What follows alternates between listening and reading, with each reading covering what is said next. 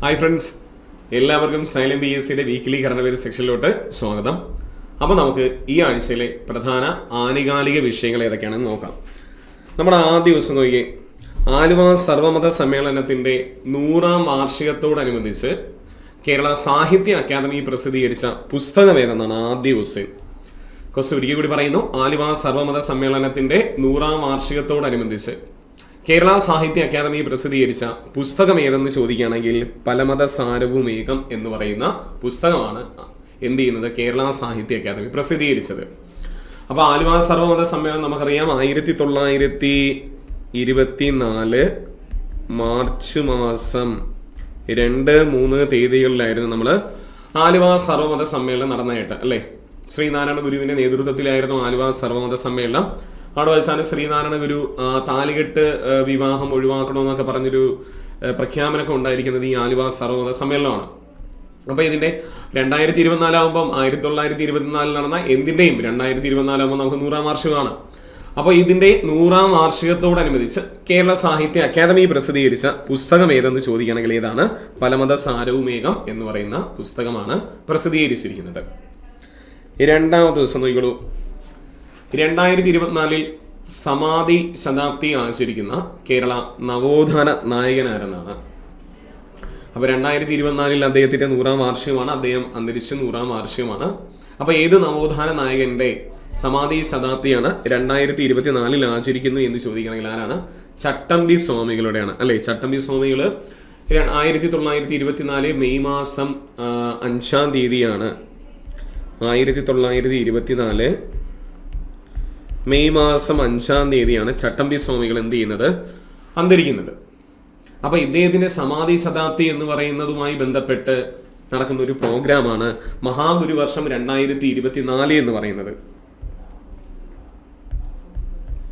മഹാഗുരുവർഷം 2024 എന്ന് പറയുന്നത് ഇദ്ദേഹവുമായി ബന്ധപ്പെട്ട് നടക്കുന്നതാണ്. മഹാഗുരുവർഷം 2024 എന്ന് പറയുന്നത് ഏത് നവോത്ഥാന നായകനുമായി ബന്ധപ്പെട്ട ചടങ്ങാണ് 24 നടക്കുന്നു എന്ന് ചോദിച്ചാൽ ആരാണ്? അത് ചട്ടമ്പി സ്വാമികളുമായി ബന്ധപ്പെട്ടതാണ്. അടുത്തൊരു ക്വസ്റ്റ്യൻ നോക്കിയേ, കേരളത്തിൽ 2ാമത്തെ മെട്രോ നിലവിൽ വരുന്ന ജില്ല ഏതെന്നാണ്. നമുക്കറിയാം ആദ്യ മെട്രോ നമുക്ക് കൊച്ചി എറണാകുളത്ത് വന്നായിരുന്നു. കേരളത്തിലെ 2ാമത്തെ മെട്രോ നിലവിൽ വരുന്ന ജില്ല ചോദിക്കുകയാണെങ്കിൽ തിരുവനന്തപുരം ജില്ലയിലാണ്. തിരുവനന്തപുരം ജില്ലയിലാണ് കേരളത്തിലെ 2ാമത്തെ മെട്രോ നിലവിൽ വരുന്നത്.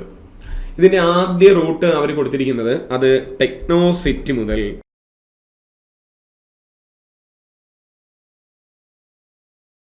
പള്ളിപ്പുറം വരെയാണ്. ആദ്യ റൂട്ട് പോകുന്നത് ടെക്നോ സിറ്റി മുതൽ പള്ളിപ്പുറം വരെയാണ്. 2ാം ഘട്ടത്തിൽ, ഇത് ആദ്യ ഘട്ടത്തിൽ, 2ാം ഘട്ടത്തിൽ പോകുന്നത് കഴക്കൂട്ടം, കിള്ളിപ്പാലം, ഇതാണ് നൽകിയിരിക്കുന്നത്. അപ്പോൾ കേരളത്തിൽ 2ാമത്തെ മെട്രോ നിലയിൽ വരുന്ന ജില്ല ഏതെന്ന് ചോദിച്ചു കഴിഞ്ഞാൽ അത് തിരുവനന്തപുരം ജില്ലയിലാണ്.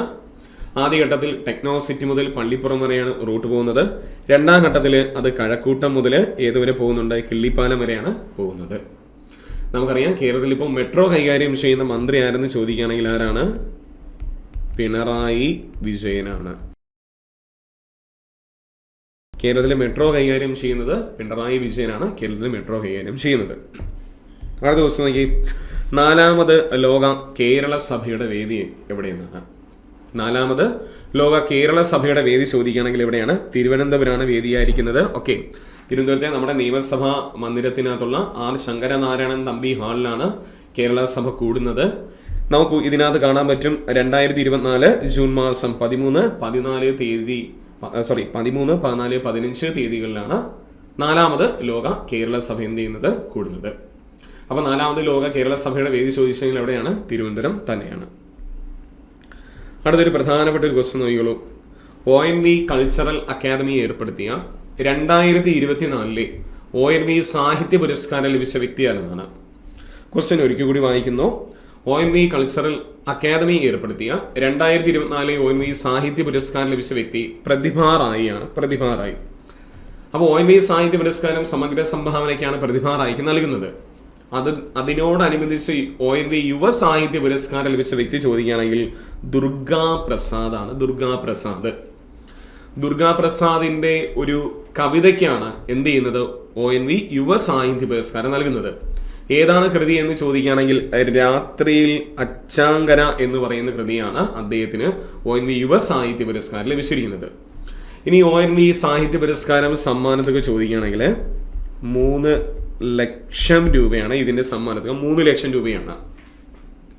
ഇനി യുവ സാഹിത്യ പുരസ്കാരം ചോദിക്കുകയാണെങ്കിൽ 1/2 ലക്ഷം രൂപയാണ്. 50,000 രൂപയാണ് ഇതിന്റെ സമ്മാനത്തുക. 1/2 ലക്ഷം രൂപയാണ്. അപ്പോൾ 2024 ONV സാഹിത്യ പുരസ്കാരം ലഭിച്ച വ്യക്തി ആരെന്ന് ചോദിക്കുകയാണെങ്കിൽ ആരാണ്? അത് പ്രതിഭ റായി ആണ്. പ്രതിഭ റായിക്ക് 2011 ജ്ഞാനപീഠ പുരസ്കാരം ലഭിച്ച ഒരു ഒഡിയൻ സാഹിത്യമാണ്. ഒഡീഷ ഭാഷയാണ്. സാഹിത്യകാരിയാണ് പ്രതിഭ റായി എന്ന് പറയുന്നത്. അപ്പോൾ ONV സാഹിത്യ പുരസ്കാരം ലഭിച്ചിരിക്കുന്നത് പ്രതിഭ റായിക്കും ONV യുവ സാഹിത്യ പുരസ്കാരം ലഭിച്ചിരിക്കുന്ന വ്യക്തി ആരെന്ന് ചോദിക്കുകയാണെങ്കിൽ ആരാണ്? അത് ദുർഗാപ്രസാദാണ്. ദുർഗാപ്രസാദിനാണ്. 2023 ONV സാഹിത്യ പുരസ്കാരം ലഭിച്ചത് ആരാണ്? സി രാധാകൃഷ്ണൻ. 2023 സി രാധാകൃഷ്ണനാണ് ONV സാഹിത്യ പുരസ്കാരം ലഭിച്ചിരിക്കുന്നത്. അടുത്ത ദിവസം നോക്കി വീണ്ടും ഒരു പുരസ്കാരമാണ്. പത്മപ്രഭ മെമ്മോറിയൽ ട്രസ്റ്റ് 2024 ഏർപ്പെടുത്തിയ പത്മപ്രഭ പുരസ്കാരത്തിന് അർഹനായ വ്യക്തി ആരെന്നാണ് ക്വസ്റ്റ്യൻ.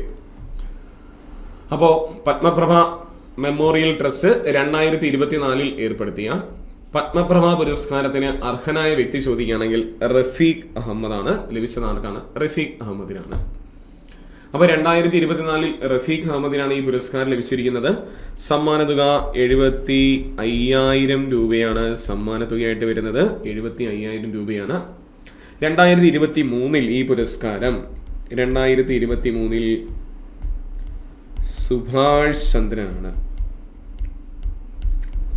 2023 ഈ പുരസ്കാരം ആർക്ക് ലഭിച്ചു എന്ന് ചോദിക്കണമെങ്കിൽ ആർക്കാണ്? സുഭാഷ് ചന്ദ്രനാണ് 2023 ഈ പുരസ്കാരം ലഭിച്ചിരിക്കുന്നത്. അപ്പോൾ നമ്മളോട് ഈ വരുന്ന LD എക്സാമിന് ഒരുപക്ഷെ നമുക്ക് ക്വസ്റ്റ്യൻസ് പ്രതീക്ഷിക്കാം. 2024 പത്മപ്രഭ പുരസ്കാരം ഏതാണ്? പത്മപ്രഭ മെമ്മോറിയൽ ട്രസ്റ്റ് ഏർപ്പെടുത്തിയ പുരസ്കാരം ലഭിച്ച വ്യക്തി ആരെന്ന് ചോദിക്കുകയാണെങ്കിൽ ആരാണ്? അത് റഫീഖ് അഹമ്മദാണ്. 2023 ആർക്ക് ലഭിച്ചു? അത് സുഭാഷ് ചന്ദ്രനാണ്. 2023 ആർക്ക് ലഭിച്ചു എന്ന് ചോദിച്ചാൽ ആർക്കാണ്? സുഭാഷ് ചന്ദ്രനാണ് 2023 ലഭിച്ചത്. ഇനി 2024 ഒരു മരണം റിപ്പോർട്ട് ചെയ്തതാണ്. 2024 വെസ്റ്റ് നൈൽ പനി ബാധിച്ച് മരണം റിപ്പോർട്ട് ചെയ്ത കേരളത്തിലെ ജില്ല ഏതെന്നാണ് ക്വസ്റ്റ്യൻ. അപ്പോൾ 2024 വെസ്റ്റ് നൈൽ പനി ബാധിച്ച് മരണം റിപ്പോർട്ട് ചെയ്തു. കാരണം 2023 ഇതേ സംഭവം ബാധിച്ച് കേരളത്തിൽ എന്ത് ചെയ്തിട്ടുണ്ട്? മരണം റിപ്പോർട്ട് ചെയ്തിട്ടുണ്ട്. അപ്പോൾ 2024 വെസ്റ്റ് നൈൽ പനി ബാധിച്ച് മരണം റിപ്പോർട്ട് ചെയ്ത കേരളത്തിലെ ജില്ല ചോദിച്ചു കഴിഞ്ഞാൽ അത് തൃശ്ശൂരാണ്. തൃശ്ശൂർ നമ്മൾ ക്ലാസ്സിൽ ചർച്ച ചെയ്തതാണ്. 2023 എവിടെയായിരുന്നു?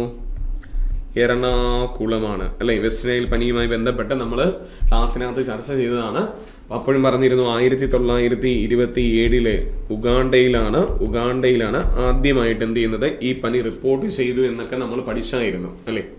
അപ്പോൾ 24 വെസ്റ്റ് നൈൽ പനി ബാധിച്ച് മരണം റിപ്പോർട്ട് ചെയ്ത കേരളത്തിലെ ജില്ല ഏതാണ്? തൃശ്ശൂരാണ്. 23 എവിടെയെന്ന് ചോദിച്ചാൽ എവിടെയാണ്? എറണാകുളത്താണ്. അടുത്ത ദിവസം നോക്കി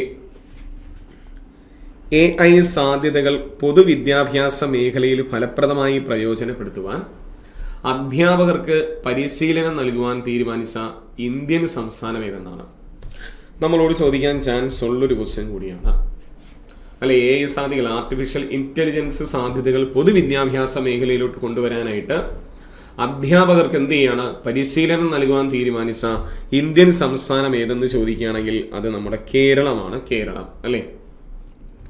കേരളത്തിലെ ആദ്യത്തെ AI ടീച്ചർ നമ്മൾ ക്ലാസ്സിൽ അതുമായി ബന്ധപ്പെട്ട് നമ്മളെല്ലാം ക്ലാസ്സിൽ ചർച്ച ചെയ്യാണ് അല്ലേ?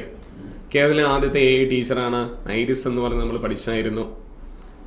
അങ്ങനെ മറ്റൊരു ടീച്ചർമാർക്കെല്ലാം പ്രയോജനമാവുന്ന ഒരു പരിശീലനം നൽകുവാൻ ഇന്ത്യയിൽ തന്നെ ആദ്യമായിട്ട് തീരുമാനിച്ച സംസ്ഥാനം ഏതെന്ന് ചോദിക്കുകയാണെങ്കിൽ ഏതാണ്? കേരളമാണ്.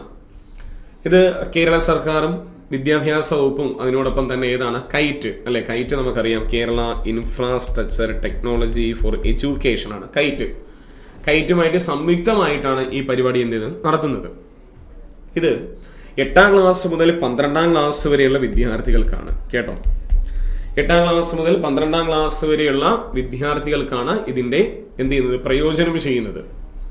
പക്ഷെ നമ്മളോട് ചോദിക്കാം, AI സാധ്യതകൾ പൊതുവിദ്യാഭ്യാസ മേഖലയിൽ ഫലപ്രദമായി പ്രയോജനപ്പെടുത്തുവാൻ അധ്യാപകർക്ക് പരിശീലനം നൽകുവാൻ തീരുമാനിച്ച ഇന്ത്യയിലെ സംസ്ഥാനം ഏതെന്ന് ചോദിച്ചാൽ ഏതാണ് സംസ്ഥാനം? അത് കേരളമാണ്. കേരളം. അതിൻ്റെ ഇതൊക്കെ ടീച്ചിങ് ഒക്കെ തുടങ്ങിയായിരുന്നു. 2025 ജനുവരിയോടുകൂടി എന്ത് ചെയ്യണം, ഇത് പൂർണ്ണമായിട്ടും പൂർത്തീകരിക്കാൻ പറ്റുമെന്നാണ് സർക്കാർ റിപ്പോർട്ടൊക്കെ പറയുന്നത്. ഇനി AI ബന്ധപ്പെട്ട് മറ്റൊരു ക്വസ്റ്റ്യൻ ആണ്. ഇന്റർനാഷണൽ ന്യൂസ് മീഡിയ അസോസിയേഷന്റെ ഗ്ലോബൽ മീഡിയ അവാർഡ് 2024 നേടിയ AI വാർത്താ അവതാരക ആരെന്നാണ്? അല്ലേ? ക്വസ്റ്റ്യൻ ഒരിക്കൽ കൂടി പറയുന്നു. ഇന്റർനാഷണൽ ന്യൂസ് മീഡിയ അസോസിയേഷന്റെ ഗ്ലോബൽ മീഡിയ അവാർഡ് 2024 നേടിയ AI അവതാരക ആരെന്നാണ്? വാർത്താ അവതാരക ആരെന്നാണ്? അല്ലേ? എൻ്റെ പേര് സന എന്നാണ്. പേര് സന എന്നാണ്. അല്ലേ? സന ഇന്ത്യ ടുഡേ TVയുടെ അല്ലേ,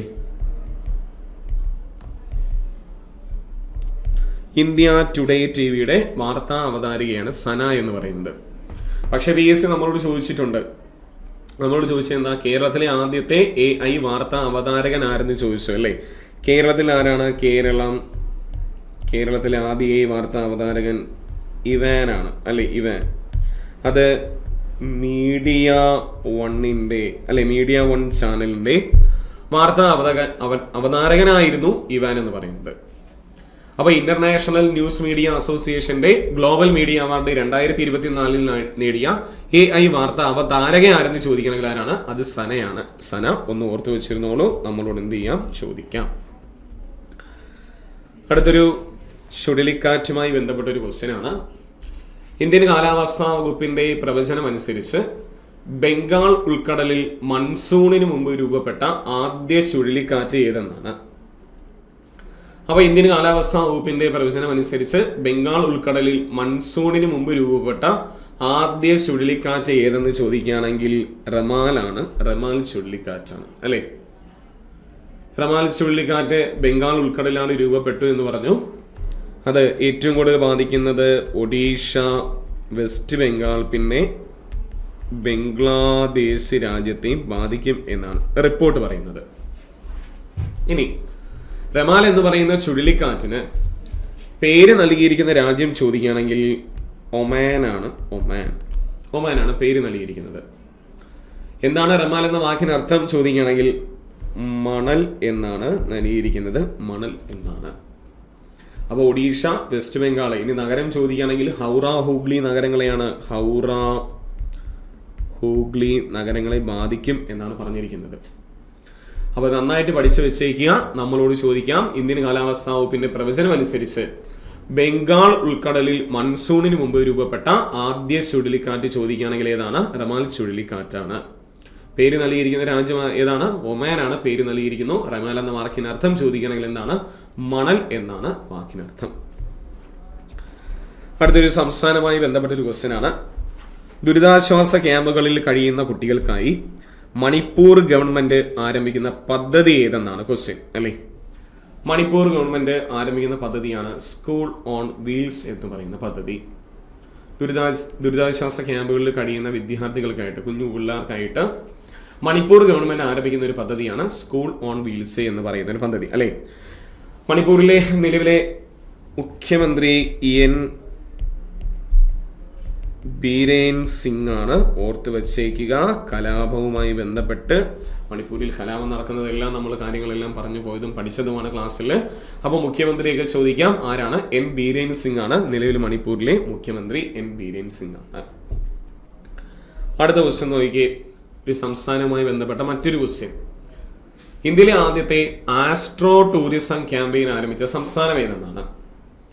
ഇന്ത്യയിൽ തന്നെ ആദ്യമായിട്ട് ഒരു സംസ്ഥാനം ആസ്ട്രോ ടൂറിസം ക്യാമ്പയിൻ ആരംഭിച്ചു. ഏത് സംസ്ഥാനം എന്ന് ചോദിക്കുകയാണെങ്കിൽ ഏതാണ്? ഉത്തരാഖണ്ഡ് സംസ്ഥാനമാണ്. ഉത്തരാഖണ്ഡ്. ഓക്കെ. ഉത്തരാഖണ്ഡ് പദ്ധതി ആരംഭിച്ചിട്ടുണ്ട്. ഈ ജൂണില് മസൂറിയിൽ നിന്നാണ്. മസൂറിയിലെ ജോർജ് എവറസ്റ്റിൽ നിന്നാണ് എന്ത് ചെയ്യുന്നത്? പദ്ധതി ആരംഭിക്കുന്നത്. അപ്പൊ ഇന്ത്യയിൽ തന്നെ ആദ്യമായിട്ട് ഒരു ആസ്ട്രോ ടൂറിസം ക്യാമ്പയിൻ ആരംഭിക്കുകയാണ്. ഇന്ത്യയിലെ ആദ്യത്തെ ആസ്ട്രോ ടൂറിസം ക്യാമ്പയിൻ ആരംഭിച്ച സംസ്ഥാനം ഏതെന്ന് നമ്മളോട് ചോദിക്കാം. ഏതാണ് സംസ്ഥാനം? ഉത്തരാഖണ്ഡാണ്. സ്റ്റേറ്റ് ഏതാണ്? ഉത്തരാഖണ്ഡാണ്. അടുത്ത ഇന്ത്യൻ സുപ്രീം കോടതിയുമായി ബന്ധപ്പെട്ട ഒരു ക്വസ്റ്റ്യൻ ആണ്. പ്രഗ്നന്റ് വുമൺ എന്നതിന് പകരം പ്രഗ്നന്റ് പേഴ്സൺ എന്ന പദം ഉപയോഗിക്കണമെന്ന് പ്രസ്താവിച്ച ഇന്ത്യയിലെ കോടതി ഏതെന്നാണ്? പ്രഗ്നന്റ് വുമൺ എന്നതിന് പകരം പ്രഗ്നന്റ് പേഴ്സൺ എന്ന പദം ഉപയോഗിക്കണമെന്ന് പ്രസ്താവിച്ച കോടതി ഏതെന്ന് ചോദിക്കുകയാണെങ്കിൽ നമ്മുടെ സുപ്രീം കോടതിയാണ്. സുപ്രീം കോടതിയിലെ നിലവിലെ ചീഫ് ജസ്റ്റിസ് നമുക്കറിയാം ആരാണ്? DY ചന്ദ്രചൂഡാണ് അല്ലേ? DY ചന്ദ്രചൂഡ്. നമ്മളോട് ചോദിക്കാം, ധനഞ്ജയ് യശ്വന്ത് ചന്ദ്രചൂഡ് എന്നറിയപ്പെടുന്ന DY ചന്ദ്രചൂഡാണ് സുപ്രീം കോടതിയിലെ നിലവിലെ ചീഫ് ജസ്റ്റിസ് എന്ന് പറയുന്നത്. പക്ഷെ നല്ലൊരു ക്വസ്റ്റ്യൻ ആണ്. പ്രഗ്നന്റ് വുമൺ എന്നതിന് പകരം പ്രഗ്നന്റ് പേഴ്സൺ എന്ന പദം ഉപയോഗിക്കാൻ പ്രസ്താവിച്ച കോടതി ചോദിക്കണമെങ്കിൽ ഏതാണ്? സുപ്രീം കോടതിയാണ്. അടുത്തൊരു ക്വസ്റ്റ്യൻ നോക്കിക്കോളൂ. ഒരു വരൾച്ചയുമായി ബന്ധപ്പെട്ട് നടന്ന സംഭവത്തിൽ ഒരു ക്ഷേത്രം പ്രത്യക്ഷമായിരിക്കുകയാണ് അല്ലേ? വരൾച്ചയെ തുടർന്ന് വറ്റിയ ഭവാനി സാഗർ ഡാമിൽ ദൃശ്യമായ 750 വർഷം പഴക്കമുള്ള ക്ഷേത്രം ഏതെന്നാണ്? അപ്പോൾ തമിഴ്നാട്ടിലെ ഈറോഡിൽ സ്ഥിതി ചെയ്യുന്ന ഭവാനി സാഗർ ഡാമിൽ വരൾച്ചയെ തുടർന്ന് എന്ത് ചെയ്യാണ്? ഡാം വറ്റിയിരിക്കുകയാണ്. അങ്ങനെ 750 വർഷം പഴക്കമുള്ള ഒരു ക്ഷേത്രം അവിടെ പ്രത്യക്ഷപ്പെട്ടു. ഏതാണ് ക്ഷേത്രം എന്ന് ചോദിക്കുകയാണെങ്കിൽ മാധവ പെരുമാൾ ക്ഷേത്രമാണ്. എന്ത് ചെയ്യുന്നത്? പ്രത്യക്ഷമായിരിക്കുന്നത്. ഇത് ഏത് സംസ്ഥാനത്തെന്ന് ചോദിക്കാം. തമിഴ്നാട് സംസ്ഥാനത്താണ്. ഏത് സംസ്ഥാനം ചോദിച്ചാൽ ഏത് സംസ്ഥാനമാണ്? തമിഴ്നാട് സംസ്ഥാനത്താണ്. അടുത്ത നമ്മൾ ഒരു പ്രധാനപ്പെട്ട ഒരു ക്വസ്റ്റ്യൻ ആണ്. ഇന്ത്യയുടെ ഒരു റാങ്കിങ് ആണ്. 2023 ഗ്ലോബൽ ഇലക്ട്രിസിറ്റി റിവ്യൂ റിപ്പോർട്ട് പ്രകാരം, അത് 24 വന്നിരിക്കുന്നത്. അപ്പോൾ 2023 ഗ്ലോബൽ ഇലക്ട്രിസിറ്റി റിവ്യൂ റിപ്പോർട്ട് പ്രകാരം സൗരോർജ്ജ വൈദ്യുതി ഉൽപ്പാദിപ്പിക്കുന്നതിൽ ഇന്ത്യയുടെ സ്ഥാനം എത്രയെന്നാണ്? അപ്പോൾ 2023 ഗ്ലോബൽ ഇലക്ട്രിസിറ്റി റിവ്യൂ റിപ്പോർട്ട് പ്രകാരം സൗരോർജ്ജ വൈദ്യുതി ഉൽപ്പാദനത്തിൽ ഇന്ത്യയുടെ സ്ഥാനം ചോദിക്കുകയാണെങ്കിൽ എത്രാം സ്ഥാനമാണ്? ഇവിടെ 3ാം സ്ഥാനമാണ് നമുക്ക് വന്നിരിക്കുന്നത്. 3ാം സ്ഥാനമാണ് അല്ലേ? നമ്മൾ ജപ്പാനെ പിന്തള്ളി നമ്മൾ 3ാം സ്ഥാനത്തെത്തി. 1ാം സ്ഥാനം ചൈന, 2ാം സ്ഥാനം അമേരിക്ക തന്നെയാണ്, 3ാം സ്ഥാനം നമ്മൾ തന്നെയാണ്. ജപ്പാനെയാണ് നമ്മൾ പിന്തള്ളിയത്. ജപ്പാൻ 4ാം സ്ഥാനത്തിലേക്ക് പോയി. PSC ചോദിക്കാം, 2023 ഗ്ലോബൽ ഇലക്ട്രിസിറ്റി റിവ്യൂ റിപ്പോർട്ട് പ്രകാരം സൗരോർജ്ജ വൈദ്യുതി ഉൽപ്പാദിപ്പിക്കുന്നതിൽ ഇന്ത്യയുടെ സ്ഥാനം ചോദിക്കുകയാണെങ്കിൽ എത്രാം സ്ഥാനമാണ്? 3ാം സ്ഥാനമാണ് വന്നിരിക്കുന്നത്. ഇനി സൈനികവുമായിട്ട് ബന്ധപ്പെട്ട 2 കാര്യങ്ങളാണ്, പ്രധാനപ്പെട്ട 2 കാര്യങ്ങൾ. അതിലൊന്ന്, ഇന്ത്യയുടെ സ്ട്രാറ്റജിക് ഫോഴ്സ് കമാൻഡ് വിജയകരമായിട്ട് പരീക്ഷിച്ച മീഡിയം റേഞ്ച് ബാലിസ്റ്റിക് മിസൈൽ ഏതെന്നാണ് ക്വസ്റ്റ്യൻ. ഇന്ത്യയുടെ ഡിഫൻസിന് കീഴിൽ സ്ട്രാറ്റജിക് ഫോഴ്സ് കമാൻഡ് വിജയകരമായിട്ട് പരീക്ഷിച്ച മീഡിയം റേഞ്ച് ബാലിസ്റ്റിക് മിസൈൽ ഏതെന്ന് ചോദിക്കുകയാണെങ്കിൽ ക്രിസ്റ്റൽ മേസ് 2 എന്ന് പറയുന്നതാണ്. ഇതിനൊരു പ്രത്യേകതയും കൂടിയുണ്ട്. ഇത് GPS പ്രവർത്തിക്കാത്ത സ്ഥലങ്ങളിൽ പ്രവർത്തിക്കാൻ കഴിയും എന്നാണ് ഇത് പറയുന്നത്. GPS പ്രവർത്തനമില്ലാത്തടത്ത് എന്ത് ചെയ്യാൻ പറ്റും? പ്രവർത്തിക്കാൻ കഴിയുമെന്നാണ് പറയുന്നത്. അപ്പോൾ ഇന്ത്യയുടെ സ്ട്രാറ്റജിക് ഫോഴ്സ് കമാൻഡ് വിജയകരമായിട്ട് പരീക്ഷിച്ച മീഡിയം റേഞ്ച് ബാലിസ്റ്റിക് മിസൈൽ ഏതെന്ന് ചോദിക്കുകയാണെങ്കിൽ ഏതാണ്? ക്രിസ്റ്റൽ മേസ് 2 എന്ന് പറയുന്ന മിസൈലാണ്. അടുത്ത ഡിഫൻസുമായി ബന്ധപ്പെട്ട 2ാമതൊരു ക്വസ്റ്റ്യൻ നോക്കിയേ. പ്രതിരോധ എയ്റോസ്പേസ് ടെക്നോളജി സ്ഥാപനമായിട്ടുള്ള ഫ്ലൈയിങ് വെജ് ഡിഫൻസ് രൂപകൽപ്പന ചെയ്ത ഇന്ത്യ ആദ്യത്തെ തദ്ദേശീയമായി നിർമ്മിച്ച ബോംബർ അൺമാൻഡ് എയർക്രാഫ്റ്റ് ഏതെന്നാണ്? അപ്പൊ ഇന്ത്യ നമ്മൾ തദ്ദേശീയമായിട്ട് നിർമ്മിച്ച ബോംബർ അൺമാൻഡ് എയർക്രാഫ്റ്റ് ഏതെന്ന് ചോദിക്കുകയാണെങ്കിൽ അത് FWD-200B ആണ്. ആളില്ലാ വിമാനമാണ് അല്ലെ? അൺമാൻഡ് എയർക്രാഫ്റ്റ് എന്ന് പറയുന്ന ആളില്ലാ വിമാനമാണ്. സോ അത് നമ്മൾ തദ്ദേശീയമായിട്ട് എന്ത് ചെയ്യാണ്? നിർമ്മിച്ചിരിക്കുകയാണ്. അത് പ്രതിരോധ എയ്റോസ്പേസ് ടെക്നോളജി സ്ഥാപനമായിട്ടുള്ള ഫ്ലൈയിങ് വെജ് ഡിഫൻസ് ആണ് എന്ത് ചെയ്യുന്നത്? ഇത് രൂപകൽപ്പന ചെയ്തിട്ടുള്ളത്.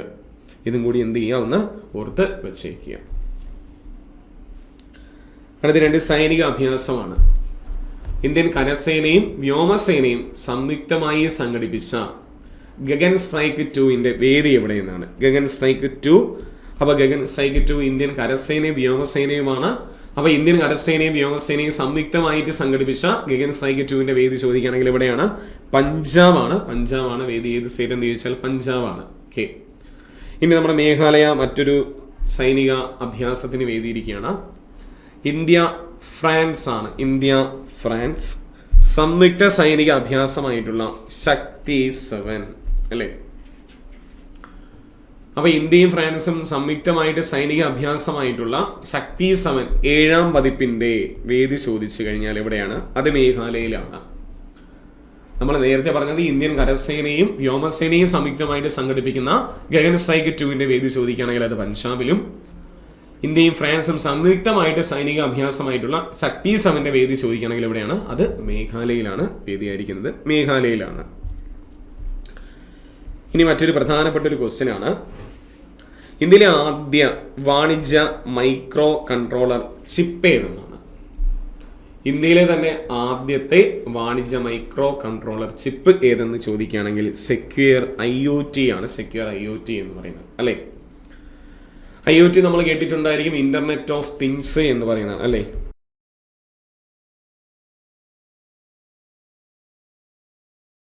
IoT എന്ന് പറയുന്നത് ഇന്റർനെറ്റ് ഓഫ് തിങ്സ് എന്നാണ് പറയുന്നത്.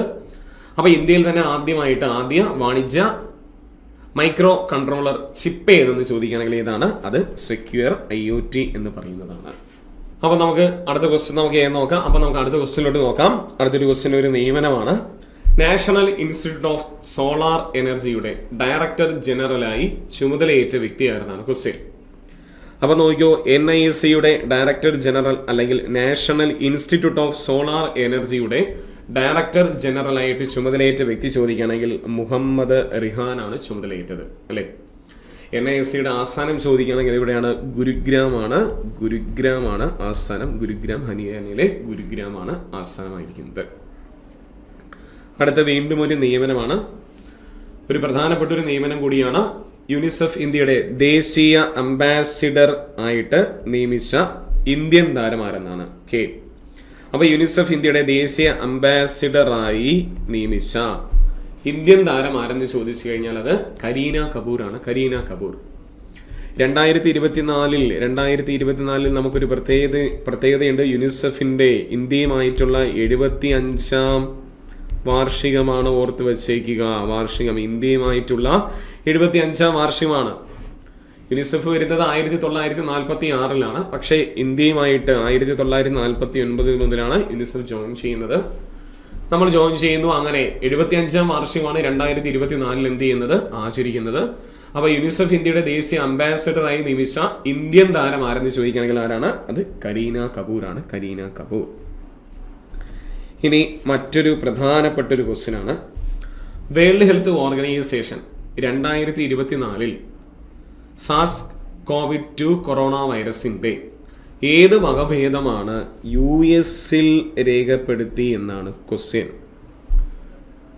അപ്പോൾ വീണ്ടും നമ്മൾ കൊറോണ വൈറസിന്റെ ഒരു വകഭേദം നമ്മൾ അമേരിക്കയിൽ എന്ത് ചെയ്യാണ്? രേഖപ്പെടുത്തിയിരിക്കുകയാണ്. സോ അത് ഏതെന്ന് ചോദിക്കുകയാണെങ്കിൽ ഏതാണ്? ഫ്ലഡ് എന്ന് പറയുന്ന വൈറസ് ആണ് രേഖപ്പെടുത്തിയിരിക്കുന്നത്. ഫ്ലഡ് എന്ന് പറയുന്ന ഒരു വൈറസ് ആണ്. നമ്മുടെ കേരളത്തില് JN1 എന്ന് പറയുന്ന നമ്മൾ വകഭേദം രേഖപ്പെടുത്തിയിട്ടുണ്ടായിരുന്നു. ശേഷം ഇനി ഒരു പക്ഷേ ചാൻസ് സ്പ്രെഡിങ് ഒക്കെ ഇപ്പം നിലവിൽ അവർ കുറവ് എന്നുള്ളൊരു ലെവലാണ് പറഞ്ഞിരിക്കുന്നത്. അപ്പോൾ കൊറോണ വൈറസിന്റെ പുതിയ വകഭേദം കണ്ടെത്തി PSCക്ക് നമ്മൾ ഏതെങ്കിലും കൊറോണ വൈറസിന്റെ പുതിയ വകഭേദം കണ്ടെത്തുമ്പോൾ എന്ത് ചെയ്യും? നമ്മളോട് ചോദിക്കാം. തീർച്ചയായിട്ടും എന്ത് ചെയ്യുക? ഫ്ലഡ് എന്ത് ചെയ്യുക? ഒന്ന് ഓർത്ത് വെച്ചേക്കുക. അടുത്തത് കൊറോണ വൈറസുമായി ബന്ധപ്പെട്ട് തന്നെയാണ്, അല്ലേ? പ്രത്യാഘാതങ്ങൾ ഉണ്ടാവുന്ന സമയം ആയതുകൊണ്ട് ഇവർ പിൻവലിച്ച ഒരു വാക്സിനുമായി ബന്ധപ്പെട്ട ഒരു കാര്യമാണ്. നോക്കിക്കോളൂ, ആസ്ട്രാസെനകയും ഓക്സ്ഫോർഡ് യൂണിവേഴ്സിറ്റിയും വികസിപ്പിച്ച ഏത് കോവിഡ് വാക്സിനാണ് പിൻവലിച്ചു എന്നാണ് ക്വസ്റ്റ്യൻ. അങ്ങനെ ആസ്ട്രാസെനകയും ഓക്സ്ഫോർഡ് യൂണിവേഴ്സിറ്റിയും വികസിപ്പിച്ച കോവിഷീൽഡ് എന്ന് പറയുന്ന ഒരു വാക്സിൻ എന്ത് ചെയ്യാണ്? വിപണിയിൽ നിന്നും ഇവര് പിൻവലിച്ചിട്ടുണ്ട്. നമ്മളോട് ചോദിക്കാം. അപ്പോൾ ക്വസ്റ്റ്യൻ ഒന്നുകൂടി പറയുന്നു. ആസ്ട്രാസെനകയും ഓക്സ്ഫോർഡ് യൂണിവേഴ്സിറ്റിയും വികസിപ്പിച്ച ഏത് കോവിഡ് വാക്സിനാണ് പിൻവലിച്ചു എന്ന് ചോദിക്കുകയാണെങ്കിൽ ഏതാണ്? കോവിഷീൽഡ് ആണ് പിൻവലിച്ചിരിക്കുന്നത്. ഇനി ഒരു അടിയന്തരാവസ്ഥ ഒരു രാജ്യത്തിൽ പ്രഖ്യാപിച്ചതാണ്. ഏറ്റവും പുതിയ എൽ നിനോ വരൾച്ച കാരണം കരീബ തടാകത്തിലെ ജലനിരപ്പ് ഗണ്യമായി കുറഞ്ഞതിനെ തുടർന്ന് ദേശീയ ദുരന്തമായി പ്രഖ്യാപിച്ച രാജ്യം ഏതെന്നാണ്? കരീബ തടാകത്തിലെ ജലനിരപ്പ് കുറഞ്ഞിരിക്കുകയാണ്. ചിത്രത്തിൽ നമുക്ക് ജലം കൂടുതലായിട്ടാണ് കാണപ്പെടുന്നത്. കരീബ തടാകത്തിലെ ഡാമാണത്. ഓക്കെ.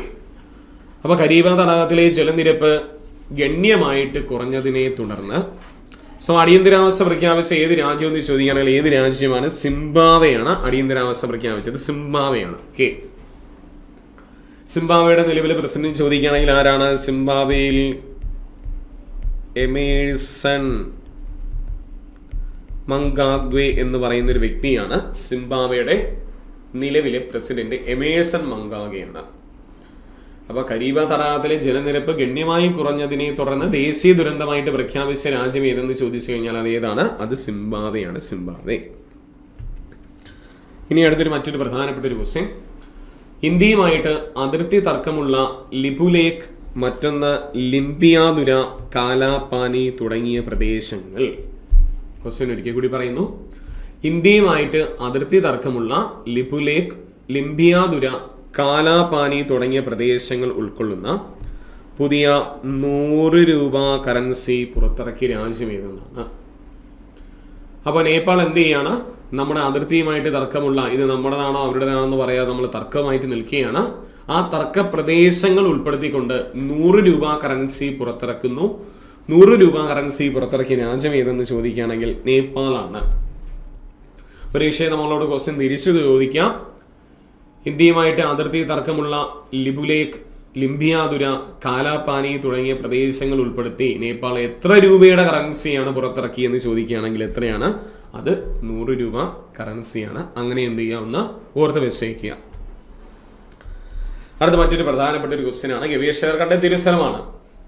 സെർബിയയിലെ ബെനാറ്റ് മേഖലയിലെ ടാമിസ് നദിക്ക് സമീപം 7000 വർഷം പഴക്കമുള്ള ഏത് ചരിത്രാതീത കാലഘട്ടമാണ് ഗവേഷകർ കണ്ടെത്തിയതെന്നാണ് ക്വസ്റ്റ്യൻ ഒരിക്കൽ കൂടി പറയുന്നു. സെർബിയയിലെ ബെനാറ്റ് മേഖലയിലെ ടാമിസ് നദിക്ക് സമീപം, ബെനാറ്റ് മേഖലയിലെ ടാമിസ് നദിക്ക് സമീപം 7000 വർഷം പഴക്കമുള്ള ഏത് ചരിത്രാതീത കാലഘട്ടമാണ് ഗവേഷകർ കണ്ടെത്തിയെന്ന് ചോദിക്കുകയാണെങ്കിൽ നിയോലിത്തിക് കാലഘട്ടമാണ് കണ്ടെത്തിയത്. നിയോലിത്തിക് കാലഘട്ടമാണ് എന്ത് ചെയ്യുന്നത്? ഗവേഷകർ കണ്ടെത്തിയിരിക്കുന്നത് നിയോലിത്തിക് കാലഘട്ടമാണ് കണ്ടെത്തിയത്. അടുത്ത ക്വസ്റ്റ്യൻ നോക്കിക്കോളൂ. ഇനി 1-2 നിയമനങ്ങളാണ്. റഷ്യൻ പ്രസിഡന്റായിട്ട് 2024 വീണ്ടും എന്ത് ചെയ്യുന്നു? ചുമതലയേറ്റ വ്യക്തി ആരെന്നാണ് അല്ലേ? അപ്പോൾ റഷ്യയുടെ പ്രസിഡന്റായിട്ട് 2024 വീണ്ടും ചുമതലയേറ്റ വ്യക്തി ആരെന്ന് ചോദിക്കണമെങ്കിൽ ആരാണ്? അത് വ്ളാഡിമിർ പുടിനാണ്. Vladimir Putin. അതോടൊപ്പം റഷ്യയുടെ പ്രധാനമന്ത്രി ആരാ? മിഖായേൽ മിഷുസ്റ്റിൻ അല്ലേ? മിഖായേൽ മിഷുസ്റ്റിൻ റഷ്യയുടെ പ്രധാനമന്ത്രി ആയിട്ടുണ്ട്. അപ്പൊ റഷ്യയുടെ പ്രധാനമന്ത്രി ആര് എന്നൊരു ക്വസ്റ്റ്യൻ ചോദിക്കുമ്പോൾ അത് മിഖായേൽ മിഷുസ്റ്റിൻ ആണ്. റഷ്യയുടെ പ്രസിഡന്റ് ആരെന്ന് ചോദിക്കുകയാണെങ്കിൽ ആരാണ്? അത് വ്ളാഡിമിർ പുടിനാണ്. മാറിപ്പോരുത്. ഇനി എയുമായി ബന്ധപ്പെട്ട ഒരു നിയമനമാണ്. ഉക്രൈൻ അവർ വിദേശകാര്യ മന്ത്രാലയം നിയമിച്ച ലോകത്തിലെ ആദ്യ AI നയതന്ത്രജ്ഞരെന്നാണ്. അപ്പോൾ ഉക്രൈന്റെ വിദേശകാര്യ മന്ത്രാലയം നിയമിച്ച ലോകത്തിലെ ആദ്യ AI നയതന്ത്രജ്ഞരെന്ന് ചോദിക്കുകയാണെങ്കിൽ വിക്ടോറിയ ഷീ എന്ന് പറയുന്നതാണ്. ഓർത്ത് വെച്ചേക്കുക, വിക്ടോറിയ ഷീ ആണ് ലോകത്തിലെ ആദ്യ AI നയതന്ത്രജ്ഞ എന്ന് പറയുന്നത്. വിക്ടോറിയ ഷീ ആണ്. ഏത് രാജ്യമാണ് ഇത് നിയമിച്ചു എന്ന് ചോദിക്കുകയാണെങ്കിൽ ആരാണ്? ഉക്രൈനാണ് നിയമിച്ചിരിക്കുന്നത്. ഉക്രൈനാണ്. അപ്പം നമുക്കറിയാം ആദ്യത്തെ AI ടീച്ചർ ചോദിക്കുകയാണെങ്കിൽ അത് ബിയാട്രിസ് ആണ്. നമ്മൾ പഠിച്ചിട്ടുണ്ട്. ഇതാ AI നയതന്ത്രജ്ഞ വന്നിരിക്കുന്നു. ആരാണ്? വിക്ടോറിയ ഷീ ആണ്. AI നയതന്ത്രജ്ഞ ആരാണ്? വിക്ടോറിയ ഷീ ആണ് അല്ലേ? ഇനി ഇന്ത്യയിൽ നടന്ന ഒരു നിയമനമാണ്. ഇന്ത്യയിൽ പുതുതായി നിയമിതനായ ചൈനീസ് അംബാസഡർ ആരെന്നാണ്. ഇന്ത്യയിൽ പുതുതായിട്ട് നിയമിതനായിട്ടുള്ള ചൈനീസ് അംബാസഡർ ആരെന്ന് ചോദിക്കുകയാണെങ്കിൽ ഷൂ ഫെയ് ഹോങ് ആണ്. ഷൂ ഫെയ് ഹോങ് ആണ്. ഏകദേശം ഒരു 18 മാസത്തിന് ശേഷമാണ് ചൈനയുടെ പുതിയ അംബാസഡർ അവർ ഇങ്ങോട്ട് നിയമിക്കുന്നത് ഇന്ത്യയിൽ. അപ്പോൾ ഇന്ത്യയിൽ പുതുതായി നിയമിതനായ ചൈനീസ് അംബാസഡർ ആരെന്ന് ചോദിക്കുകയാണെങ്കിൽ ആരാണ്? അത് ഷൂ ഫെയ് ഹോങ് ആണ് നിയമിതനായിരിക്കുന്നത്. ഇനി നമുക്ക് പ്രധാന ദിനങ്ങളിലോട്ടാണ് പ്രവേശിക്കാനുള്ളത്. അതിലൊന്ന് മെയ് 8 അല്ലേ? മെയ് 8 നമ്മൾ എന്ത് ദിനമായിട്ട് ആചരിക്കുന്നു എന്ന് ചോദിക്കുകയാണെങ്കിൽ world red cross and red crescent day ആണ് അല്ലേ? റെഡ് ക്രോസ് നമുക്കറിയാം സമാധാനത്തിന് ഏറ്റവും കൂടുതൽ തവണ സമാധാനത്തിന് നൊബേൽ സമ്മാനം ലഭിച്ചൊരു സംഘടനയും കൂടിയാണ് റെഡ് ക്രോസ്.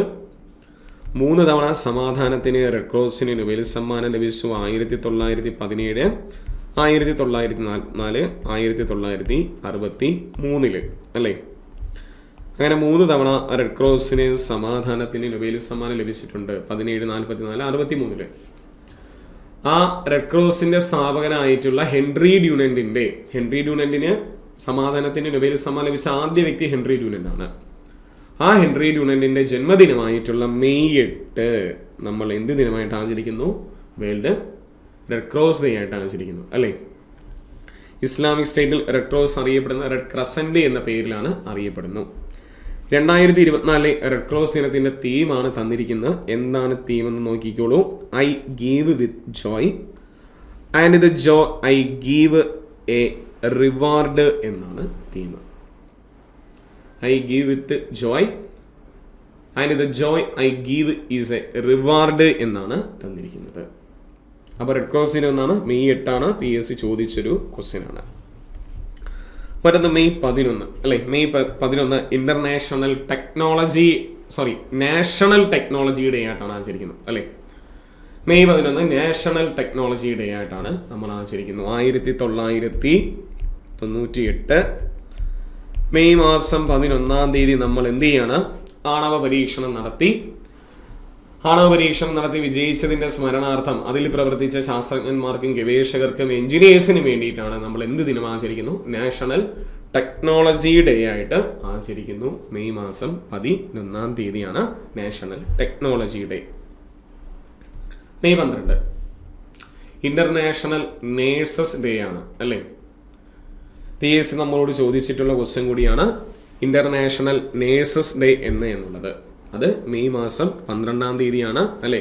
ഫ്ലോറൻസ് നൈറ്റിംഗേൽ എന്ന് പറയുന്ന ആതുര ശുശ്രൂഷ പ്രവർത്തനങ്ങൾക്ക് വേണ്ടി പ്രവർത്തിച്ച വനിതയുടെ ജന്മദിനമാണ് നമ്മൾ എന്ത് ചെയ്യുന്നത്? ഇന്റർനാഷണൽ നേഴ്സസ് ഡേ ആയിട്ട് ആചരിച്ചു തുടങ്ങുന്ന 1965 മുതലാണ്. 1965 മുതലാണ് അല്ലേ? എന്നാണെന്ന് ചോദിക്കണം. എന്നാണ്? മെയ് മാസം 12 എന്താണ് theme? Our nurses our future the economic power of care എന്നാണ് നമ്മുടെ ഇപ്രാവശ്യത്തെ theme. Our nurses our future the economic power of care എന്നാണ് ഇപ്രാവശ്യത്തെ നമ്മുടെ നേഴ്സസ് ഡേയുടെ എന്താണ് തീമായിട്ട് വന്നിരിക്കുന്നത്. ഇനി നാം നോക്കിക്കോളൂ. മെയ് മാസം 12 നമ്മൾ അന്താരാഷ്ട്ര സസ്യ ആരോഗ്യ വർഷമായിട്ട് നമ്മൾ ആചരിക്കുകയാണ്. അന്താരാഷ്ട്ര സസ്യ ആരോഗ്യ വർഷമായിട്ട് നമ്മൾ ആചരിക്കുന്നു അല്ലേ? അപ്പോൾ മെയ് 12 അന്താരാഷ്ട്ര സസ്യാരോഗ്യ ദിനമാണ്. നമ്മൾ സസ്യാരോഗ്യ വർഷമായിട്ട് ആചരിച്ചത് 2020 UN സസ്യ ആരോഗ്യ വർഷമായിട്ട് ആചരിച്ചു. 2020 UN. ഇത് നമ്മൾ ദിനമായിട്ടാണ് പോകുന്നത്. അപ്പോൾ മെയ് 12 അന്താരാഷ്ട്ര സസ്യാരോഗ്യ ദിനമാണ്. മെയ് മാസം 12 അന്താരാഷ്ട്ര സസ്യാരോഗ്യ ദിനമാണ് അല്ലേ? എന്താണ് നമ്മുടെ ഇപ്രാവശ്യത്തെ തീം എന്ന് നോക്കി.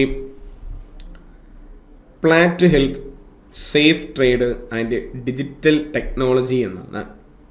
Plant health, safe trade and digital ടെക്നോളജിയാണ് അന്താരാഷ്ട്ര സസ്യാരോഗ്യ ദിനത്തിൻ്റെ ഇപ്രാവശ്യത്തെ നമ്മുടെ തീം. എന്നാണ് അന്താരാഷ്ട്ര സസ്യാരോഗ്യ വർഷമായിട്ട് UN ആചരിച്ചു എന്ന് ചോദിക്കുകയാണെങ്കിൽ അത് വർഷം 2020 വർഷമായിട്ട് ആചരിച്ച്. ഓക്കെ, അടുത്ത ദിനം നമുക്ക് നോക്കാം. എന്തായിരുന്നു? May 17 world tele communication day ആയിട്ടാണ് ആചരിക്കുന്നത് അല്ലേ? മെയ് മാസം 17 നമ്മൾ വേൾഡ് ടെലി കമ്മ്യൂണിക്കേഷൻ ഡേ. അന്തർദേശീയ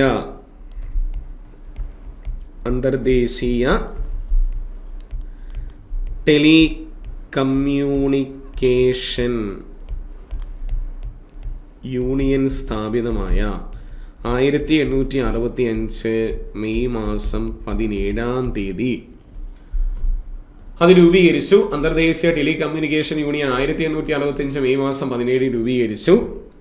ആ രൂപീകരിച്ച മെയ് മാസം 17 നമ്മൾ എന്തായിട്ട് തിരഞ്ഞെടുക്കുന്നു?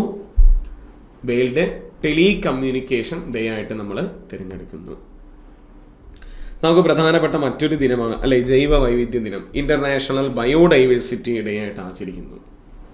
PS ചോദിച്ചിട്ടുള്ള ഒരു ദിനം കൂടിയാണ്. മെയ് മാസം 22-ാം തീയതി നമ്മൾ എന്ത് ദിനമായിട്ട് ആചരിക്കുന്നു എന്ന് ചോദിക്കുകയാണെങ്കിൽ ഇന്റർനാഷണൽ ബയോഡൈവേഴ്സിറ്റി ഡേ ആയിട്ട് നമ്മൾ എന്ത് ചെയ്യാണ് ആചരിക്കുന്നു. 2024 തീം എന്താണ്? Be part of the plan എന്നാണ്. Be part of the plan എന്നാണ് തന്നിരിക്കുന്നത്. The be part of the plan എന്നാണ് നമ്മുടെ ഈ പ്രാവശ്യത്തെ തീം വന്നിരിക്കുന്നത്. Be part of the plan എന്നാണ് 2024 ഇന്റർനാഷണൽ ബയോഡൈവേഴ്സിറ്റി ഡേയുടെ തീം അല്ലെ. ബയോഡൈവേഴ്സിറ്റി നമ്മളോട് ചോദിക്കുക ജൈവ വൈവിധ്യ ദിനം എന്നു ചോദിച്ചിട്ടുണ്ട്. അത് മെയ് മാസം 22-ാം തീയതിയാണ് ജൈവ വൈവിധ്യ ദിനമായിട്ട് നമ്മൾ എന്ത് ചെയ്യുന്നത് ആചരിക്കുന്നത്. അടുത്ത മെയ് മാസം 25-ാം തീയതി ആദ്യമായിട്ട് നമ്മൾ എന്ത് ചെയ്യാണ്? ലോക ഫുട്ബോൾ ദിനമായിട്ട് ആചരിക്കുകയാണ് അല്ലെ. ലോക ഫുട്ബോൾ ദിനം എന്നു ചോദിക്കാം. ഇനി മുതൽ മെയ് മാസം 25-ാം തീയതിയാണ് നമ്മൾ എന്ത് ദിനമായിട്ട് ആചരിക്കാൻ പോകുന്നത്? ലോക ഫുട്ബോൾ ദിനമായിട്ട് ആചരിക്കുന്നു അല്ലെ. 1924 മെയ് മാസം 25-ാം തീയതി നടന്ന പാരീസ് സമ്മർ ഒളിമ്പിക്സ് അല്ലേ. പാരീസ് സമ്മർ ഒളിമ്പിക്സിൽ അതുമായി ബന്ധപ്പെട്ട് ലോകരാജ്യങ്ങൾ പങ്കെടുത്തതുമായി ബന്ധപ്പെട്ട് ആ ഒരു ദിനം മെയ് മാസം 25-ാം തീയതി നമ്മൾ എന്ത് ദിനമായിട്ട് തിരഞ്ഞെടുത്തു? ലോക ഫുട്ബോൾ ദിനമായിട്ട് നമ്മൾ തിരഞ്ഞെടുത്തു. ക്വസ്റ്റ്യൻസ് പ്രതീക്ഷിക്കാം.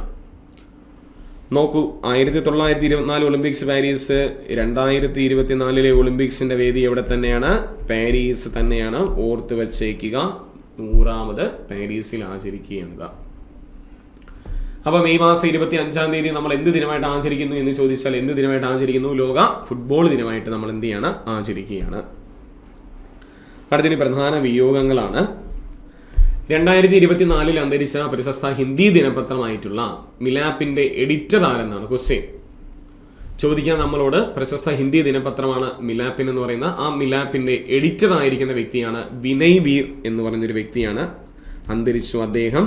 അപ്പോൾ 2024 അന്തരിച്ച പ്രശസ്ത ഹിന്ദി ദിനപത്രമായിട്ടുള്ള മിലാപ്പിന്റെ എഡിറ്റർ ആരെന്ന് ചോദിക്കണമെങ്കിൽ ആരാണ്? അത് വിനയ് വീറാണ്. അതിനേക്കാൾ ഇമ്പോർട്ടന്റ് മറ്റൊരു വിയോഗം നമുക്കിവിടെ ഉണ്ട്. 2024 അന്തരിച്ച പ്രശസ്ത മേളം ആചാര്യൻ ആരെന്നാണ് ക്വസ്റ്റ്യൻ. 2024 അന്തരിച്ച പ്രശസ്ത മേളം ആചാര്യൻ ആരെന്ന് ചോദിക്കുകയാണെങ്കിൽ കേരളത്ത് അരവിന്ദാക്ഷമാരാറാണ്. കേരളത്ത് അരവിന്ദാക്ഷമാരാറാണ് അല്ലെ. കണ്ടിന്യൂസ്ലി തൃശ്ശൂർ പൂരത്തിൽ കൊട്ടിക്കൊണ്ടിരിക്കുന്ന ഒരു വ്യക്തിയും കൂടിയാണ് കേരളത്ത് അരവിന്ദാക്ഷമാരാർ എന്ന് പറയുന്നു. 2011 കേരള സംഗീത നാടക അക്കാദമി പുരസ്കാരം ലഭിച്ചൊരു വ്യക്തിയും കൂടിയാണ് കേരളത്ത് അരവിന്ദാക്ഷമാരാർ എന്ന് പറയുന്ന വ്യക്തി. അടുത്ത ക്വസ്റ്റ്യനിലൂടെ നമുക്ക് നോക്കാം. മറ്റൊരു 2 പ്രധാന വിയോഗങ്ങളാണ്. 2024 അന്തരിച്ച പ്രശസ്ത ഹോളിവുഡ് നടൻ ഏതെന്നാണ്. നമുക്ക് ആ ചിത്രം കാണുന്ന സമയത്ത് നമ്മൾ ഈ പുള്ളി എവിടെയോ കണ്ടിട്ടുണ്ട് എന്ന് നമുക്ക് തോന്നും. യെസ്, ടൈറ്റാനിക് എന്ന് പറയുന്ന സിനിമയുടെ കപ്പൽ ക്യാപ്റ്റനായിട്ട് പ്രവർത്തിച്ചൊരു വ്യക്തിയായിരുന്നു ഇദ്ദേഹം. ആ സിനിമയിലാണ് അദ്ദേഹം നടനായിട്ട് അഭിനയിച്ചു. ബെർണാഡ് ഹിൽ എന്നാണ് അദ്ദേഹത്തിന്റെ പേര്. അപ്പൊ 2024 അന്തരിച്ച പ്രശസ്ത ഹോളിവുഡ് നടൻ ആരെന്ന് ചോദിക്കുകയാണെങ്കിൽ ആരാണ്? ബെർണാഡ് ഹില്ലാണ്. ഓർത്ത് വെച്ചേക്കുക, ചോദിക്കാം. ബെർണാഡ് ഹില്ലാണ്. ഇനി കേരളത്തിൽ നിന്നും നമുക്ക് മറ്റൊരു വിയോഗമാണ്. 2024 അന്തരിച്ച മലയാള സംവിധായകനും തിരക്കഥാകൃത്തുമായിട്ടുള്ള വ്യക്തി ആരെന്നാണ് അല്ലേ. 2024 അന്തരിച്ച മലയാള സംവിധായകനും തിരക്കഥാകൃത്തുമായിട്ടുള്ള വ്യക്തിയാണ് ഹരികുമാർ എന്ന് പറയുന്ന വ്യക്തി അല്ലേ. അദ്ദേഹത്തിന്റെ ആദ്യ ചിത്രം ആമ്പൽ പൂവ് എന്ന് പറയുന്നതാണ്. 1981 ഇറങ്ങിയ ആമ്പൽ പൂവ്. അദ്ദേഹത്തിന് ദേശീയ പുരസ്കാരം നേടിയ ചിത്രം, ദേശീയ പുരസ്കാരം, അത് സുഹൃതമാണ്. സുഹൃതം എന്ന് പറയുന്ന ചിത്രത്തിനാണ് അദ്ദേഹത്തിന് എന്ത് ചെയ്യുന്നത്? ദേശീയ പുരസ്കാരം ലഭിച്ചിരിക്കുന്നത്. അപ്പൊ 2024 അന്തരിച്ച മലയാള സംവിധായകനും തിരക്കഥാകൃത്തുമായിട്ടുള്ള വ്യക്തി ആരെന്ന് ചോദിക്കുകയാണെങ്കിൽ ആരാണ്? അത് ഹരികുമാറാണ്. ആദ്യ സിനിമ ആമ്പൽപ്പൂവാണ്. ദേശീയ പുരസ്കാരം നേടിയ മലയാള സിനിമ അദ്ദേഹത്തിന് സുഹൃതം എന്ന് പറയുന്ന സിനിമയാണ്. നമുക്ക് ഈ ആഴ്ചയിലെ പ്രധാന കായികവുമായി ബന്ധപ്പെട്ട ക്വസ്റ്റ്യൻസ് ആണ് അല്ലേ. BWF badminton world federation world junior championship 2025 വേദി നിശ്ചയിച്ചിരിക്കുകയാണ്. ബാഡ്മിന്റൺ വേൾഡ് ഫെഡറേഷൻ അല്ലെങ്കിൽ BWFന്റെ വേൾഡ് ജൂനിയർ ചാമ്പ്യൻഷിപ്പ് 2025 വേദി ചോദിച്ചു കഴിഞ്ഞാൽ ഏത് രാജ്യം? ഇന്ത്യയിലാണ് വേദിയായിരിക്കുന്നത്. ഓക്കെ, ഇന്ത്യയിലെ ഏത് സ്റ്റേറ്റ്? അസമിലാണ് കേട്ടോ. അസമിലെ ഗുവാഹത്തിയിലാണ് വേദിയായിട്ട് വരുന്നത്. ഇനി മറ്റൊരു വേദിയും കൂടി വന്നിരിക്കുകയാണ്. 2027 ഫിഫ വനിതാ ലോകകപ്പ് ഫുട്ബോൾ വേദി എവിടെയെന്നാണ്. 2027 ഫിഫ വനിതാ ലോകകപ്പ് ഫുട്ബോൾ വേദി ചോദിച്ചു കഴിഞ്ഞാൽ ഏത് രാജ്യമാണ്? ബ്രസീൽ അല്ലേ. 2023 രണ്ട് രാജ്യങ്ങളായിരുന്നു. ഒന്ന് ആസ്ട്രേലിയ, മറ്റൊന്ന് ന്യൂസിലാൻഡ് ആയിരുന്നു വേദിയായിരുന്നത് അല്ലേ. 23 വിജയ് ആരായിരുന്നു? സ്പെയിൻ ആയിരുന്നില്ലേ? സ്പെയിൻ ആയിരുന്നു 2023 വിജയ് ആരെന്ന് ചോദിക്കണമെങ്കിൽ ആരാണ്? അത് സ്പെയിൻ ആണ്. അപ്പൊ 2027 ഫിഫ വനിതാ ലോകകപ്പ് ഫുട്ബോൾ വേദി ചോദിച്ചു കഴിഞ്ഞാൽ ഏത് രാജ്യമാണ്? ബ്രസീലാണ്. അടുത്തൊരു മറ്റൊരു പ്രധാനപ്പെട്ട ഒരു ക്വസ്റ്റ്യൻ. 2023-2024 ഇന്ത്യൻ സൂപ്പർ ലീഗ് അല്ലെ ISL ഫുട്ബോൾ കിരീടം നേടിയത്. ഇനിയിപ്പോൾ നമുക്കത് IPL ഇനിയിപ്പോൾ ഉടൻ തന്നെ ഫൈനൽ ഉണ്ടായിരിക്കും. ആ ഫൈനലിൽ ഇനിയിപ്പോൾ നമുക്ക് നോക്കാം ആര് ജയിക്കുമെന്ന്. അപ്പോൾ 2023-2024 ഇന്ത്യൻ സൂപ്പർ ലീഗ് ISL കിരീടം നേടിയത് ചോദിക്കണമെങ്കിൽ മുംബൈ സിറ്റി FC ആണ് അല്ലെ. മുംബൈ സിറ്റി FC ആരെ പരാജയപ്പെടുത്തി? മോഹൻ ബഗാനെയാണ് പരാജയപ്പെടുത്തി. ആര് നേടി? മുംബൈ സിറ്റിയാണ് നേടിയത്. ഓർത്ത് വെച്ചേക്കുക, നമ്മളോട് ചോദിക്കും. അടുത്ത രണ്ട് പ്രധാനപ്പെട്ട ക്വസ്റ്റ്യൻ ആണ്. ഇന്ത്യൻ വനിതാ ഹോക്കി ടീമിന്റെ ക്യാപ്റ്റൻ. അപ്പോൾ നിലവിൽ ഇന്ത്യൻ വനിതാ ഹോക്കി ടീമിന്റെ ക്യാപ്റ്റൻ ആരെന്ന് ചോദിക്കുകയാണെങ്കിൽ ആരാണ്? സലിമ ടെറ്റയാണ്. നേരത്തെ ക്യാപ്റ്റൻ സവിത പുനിയ ആയിരുന്നു. ഗോൾ കീപ്പർ ആയിരുന്നു സവിത പുനിയ, ക്യാപ്റ്റൻ ആയിരുന്നു. ഇപ്പം ഗോൾ കീപ്പർ സവിത പുനിയ തന്നെയാണ്. വനിതാ ഹോക്കി ടീം ക്യാപ്റ്റൻ ആരെന്ന് ചോദിച്ചു കഴിഞ്ഞാൽ നിയമനം വന്നിട്ടുണ്ട്. ആരാണ്? സലിമ ടെറ്റയാണ്. ഇനി മറ്റൊരു പ്രധാനപ്പെട്ട ഒരു ക്വസ്റ്റ്യൻ ആണ്. ഉത്തേജക മരുന്ന് പരിശോധനയ്ക്ക് സാമ്പിൾ നൽകാത്തതിനെ തുടർന്ന് നാഡ നമുക്കറിയാം നാഷണൽ ആന്റി ഡോപ്പിംഗ് ഏജൻസിയാണ്. അനിശ്ചിതകാലത്തേക്ക് സസ്പെൻഡ് ചെയ്ത നമ്മുടെ ഗുസ്തി താരം ആരെന്നാണ്. ക്വസ്റ്റ്യൻ ഒരിക്കൽ കൂടി വായിക്കുന്നു. ഉത്തേജക മരുന്ന് പരിശോധനയ്ക്ക് സാമ്പിൾ നൽകാത്തതിനെ തുടർന്ന് നാഡ അല്ലെങ്കിൽ നമ്മുടെ നാഷണൽ ആന്റി ഡോപ്പിംഗ് ഏജൻസി അനിശ്ചിതകാലത്തേക്ക് സസ്പെൻഡ് ചെയ്ത ഗുസ്തി താരം ആരെന്ന് ചോദിക്കണമെങ്കിൽ ആരാണ്? ബജ്റംഗ് പുനിയയാണ് അല്ലെ. ബജ്റംഗ് പുനിയ നമ്മൾ കേട്ടിട്ടുണ്ടായിരിക്കണം. 2020 നമ്മുടെ ടോക്കിയോ ഒളിമ്പിക്സിൽ ഗുസ്തിയിൽ ഇന്ത്യക്ക് വേണ്ടി വെങ്കലം നേടിത്തന്നൊരു വ്യക്തിയാണ് ആര്? ബജ്റംഗ് പുനിയ എന്ന് പറയുന്ന വ്യക്തി. അപ്പൊ ബജ്റംഗ് പുനിയ ഗുസ്തിയാണ്. അനിശ്ചിതകാലത്തേക്ക് നാഡ സസ്പെൻഡ് ചെയ്ത ഇന്ത്യൻ ഗുസ്തി താരം കൂടിയാണ് ബജ്റംഗ് പുനിയ എന്ന് പറയുന്നത്. അടുത്ത മറ്റൊരു പ്രധാനപ്പെട്ട ഒരു ക്വസ്റ്റ്യൻ ആണ്. 2024 Thomas cup and Uber cup അല്ലേ. തോമസ് കപ്പ് ഊബർ കപ്പ് എന്ന് പറയുന്നത് അത് ബാഡ്മിന്റൺ കപ്പാണ്. ദെൻ ആർക്ക് ലഭിച്ചു എന്ന് ചോദിക്കുകയാണെങ്കിൽ ആർക്ക് ലഭിച്ചിരിക്കുകയാണ്? അത് ചൈനയ്ക്ക് തന്നെയാണ്. തോമസ് ആൻഡ് യൂബർ കപ്പ് ആര് ജയിച്ചു? അത് ചൈനയാണ്. പഠിക്കുക എളുപ്പമാണ്. ഇത് രണ്ടും, തോമസ് കപ്പ് എന്ന് പറയുന്നത് പുരുഷ ബാഡ്മിന്റനും ഊബർ കപ്പ് എന്ന് പറയുന്നത് വനിതാ ബാഡ്മിന്റനുമാണ്. ഇത് രണ്ടും ഒരു രാജ്യത്തിന് തന്നെയാണ് കിട്ടിയിരിക്കുന്നത്. ആർക്കാണ്? ചൈന. വേദി നമുക്ക് പഠിക്കാൻ എളുപ്പം തന്നെയാണ്. വേദി ഏത് രാജ്യം തന്നെയാണ്? ചൈനയാണ് വേദിയായിരിക്കുന്നത്. വേദി ചൈനയാണ്.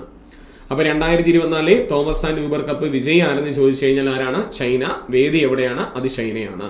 തോമസ് കപ്പ് പുരുഷൻ ബാഡ്മിന്റനും ഊബർ കപ്പ് ചോദിക്കുകയാണെങ്കിൽ ഏതാണ്? അത് വനിതാ ബാഡ്മിന്റനുമാണ്.